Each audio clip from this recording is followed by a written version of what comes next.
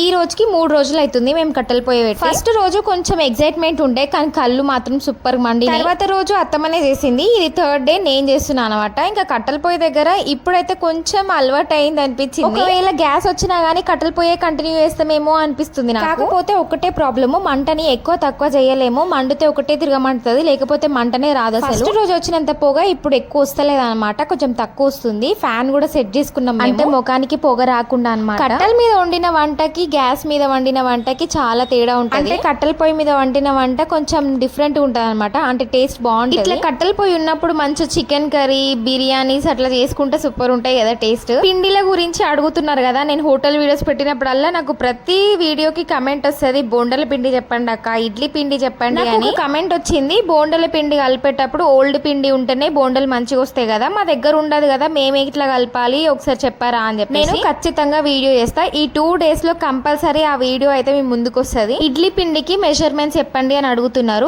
Kilo idli రవ్వకి 1/2 kilo మినపప్పు వేసుకోవాలి, correct measurement అది.